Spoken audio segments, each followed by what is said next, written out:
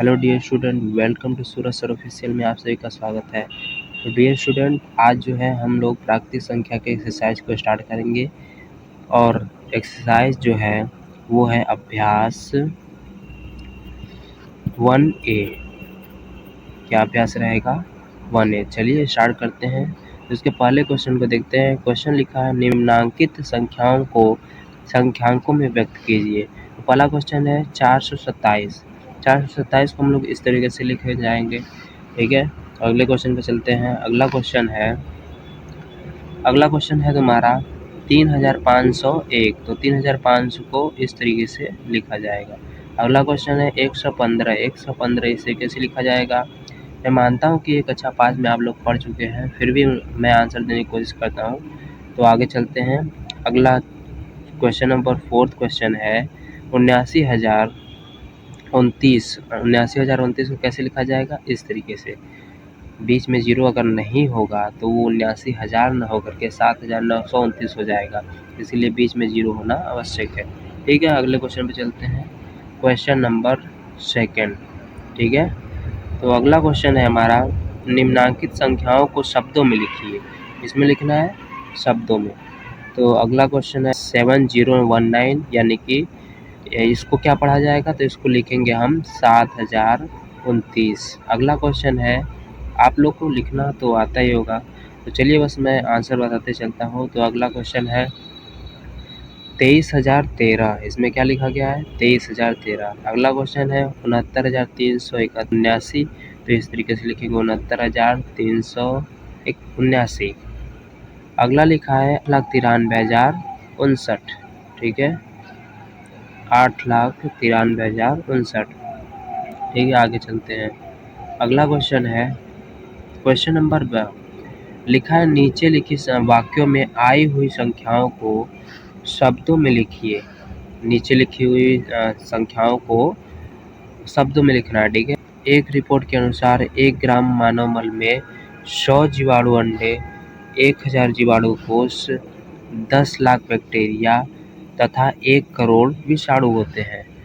तो इनमें आए हुए जो ये 100, 1000 और 10 लाख और 1 करोड़ ये जो आए हैं ना, इनको शब्दों में लिखना है। तो पहला हम क्या लिखेंगे? 100। दूसरा हमारा अंक यही आया था 1000। तीसरा आया था 10 लाख, तो इस तरीके से लिखा जाएगा।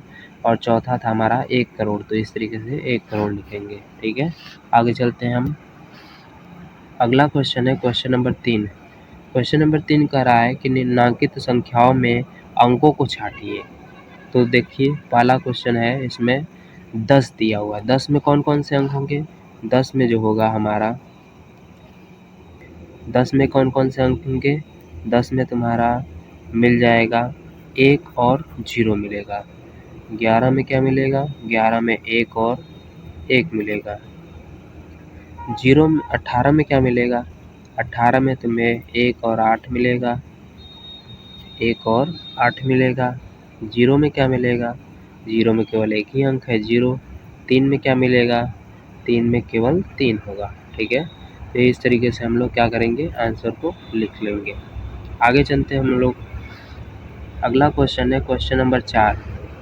क्वेश्चन नंबर 4 लिखा है कि 1, 2, 3 से बनने वाली 3 अंकों की सभी संख्याएं लिखिए जबकि अंकों की पुनरावृत्ति न हो। अंकों की पुनरावृत्ति न हो। पुनरावृत्ति का मतलब होता है वही संख्या, एक संख्या 2 बार रिपीट ना हो, ठीक है। तो इसका उत्तर लिखेंगे 1, 2, 3 से बनने वाली सभी संख्याएं। तो क्या क्या बनेंगी? देखिए 3 संख्या दिया है तो पहले छोटी संख्या को आगे रखते हैं 1, 2, 3, यानी हो गया 123। फिर दूसरा बनेगा 100, 1 को आगे रहने दीजिए, फिर 3 को आगे लिखिए, फिर 2 को 132। फिर अगला है 213। फिर आगे बनेगा 231। अगला बनेगा 312। अगला बनेगा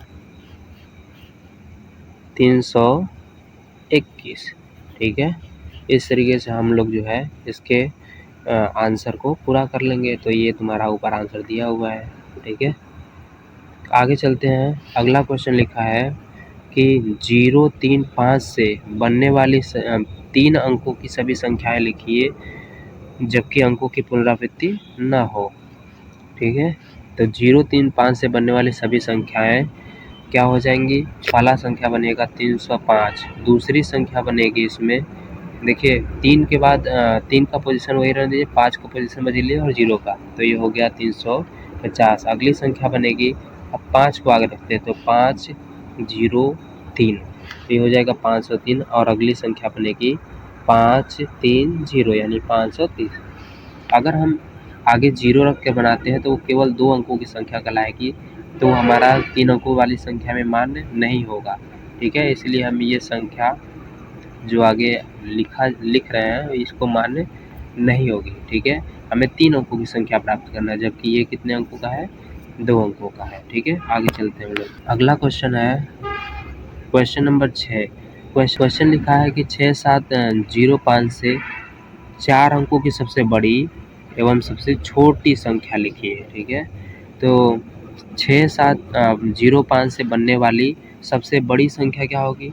तो 7 को आगे रखिए, फिर 6 को, 5 को, 0 को, तो ये हमारी संख्या आएगी 7650।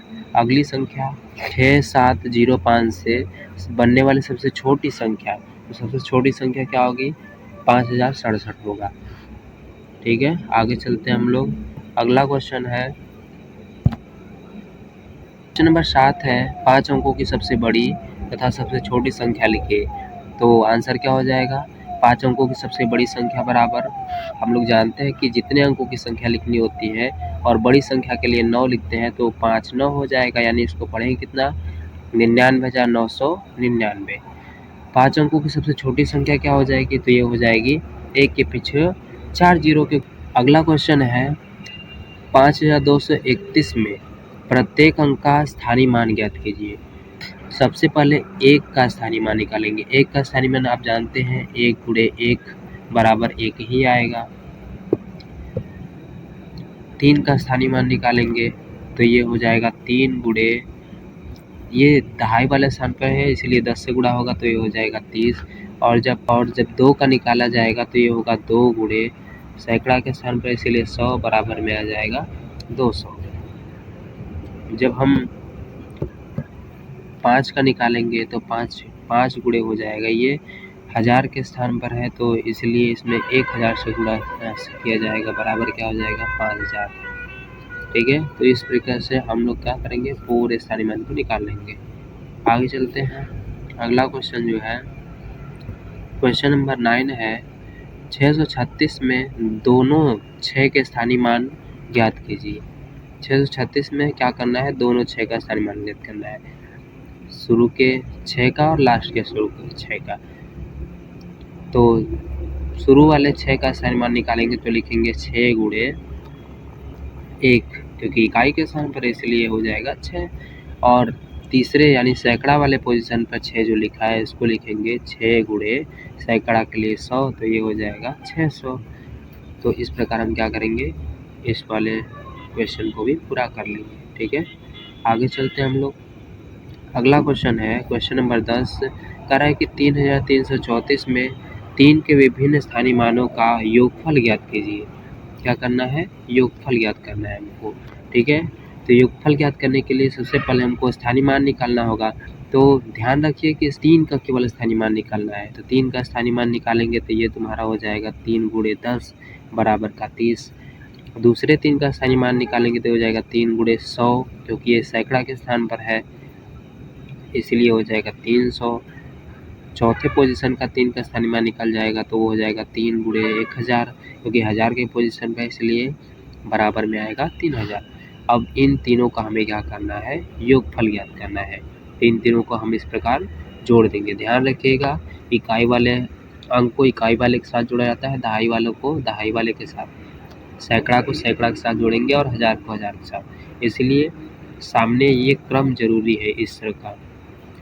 अगर आप आगे इस तरह से जोड़ेंगे तो आप गलती कर देंगे, इस तरह से जोड़ा नहीं जाता है, इस तरह से नहीं जोड़ा जाता है। ठीक है, तो ये तरीका गलत है।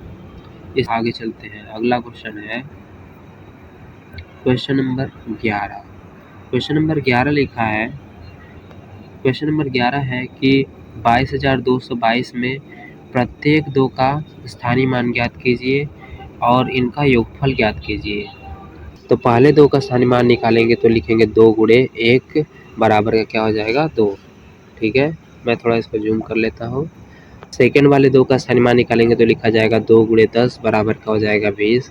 तीसरे वाले दो का स्थानीय मान निकालेंगे तो 2 गुणे 100, क्योंकि ये सैकड़ा के स्थान पर है इसलिए 100 से गुणा करेंगे, बराबर में हो जाएगा 200।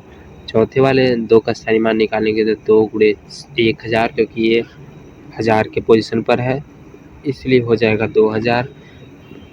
पाँचवें वाले दो का स्थानीय मान निकालेंगे तो लिखेंगे 2 गुणे 10,000, क्योंकि ये 10,000 की पोजीशन पर है इसलिए 10,000 से गुणा किया जाएगा, बराबर में आएगा 20,000। अब इनको क्या करेंगे, हम लोग जोड़ लेंगे। तो इस तरीके से हम लोग जोड़ लेंगे तो हमारा आंसर आ जाएगा 22,222। ठीक है, अगले क्वेश्चन पे चलते हैं। क्वेश्चन नंबर 12 कह रहा है कि 545 में प्रयुक्त प्रथम 5 तथा द्वितीय 5 के स्थानीय मानों का अंतर ज्ञात कीजिए। प्रथम 5 और द्वितीय 5 के स्थानीय मानों का अंतर निकालना है। तो पहले 5 का स्थानीय मान निकालेंगे तो लिखेंगे 5 गुणे 1, क्योंकि इकाई के स्थान पर इसलिए आएगा 5, और दूसरा 5 जो है सैकड़ा के स्थान पर है तो इसको लिखेंगे 5 गुणे 100 बराबर 500। अब दोनों का अंतर निकालेंगे तो अंतर का मतलब होता है बड़ी वाली संख्या में से छोटी वाली को घटाना। तो बड़ी वाली संख्या में से छोटी वाली को घटाने पर हमारा आएगा 495। तो डियर स्टूडेंट, आज के लिए इतना ही। फिर मिलेंगे अगले दिन नए अभ्यास को लेकर। अगर वीडियो आपको पसंद आता है तो लाइक, सब्सक्राइब और शेयर ज़रूर करिएगा। धन्यवाद।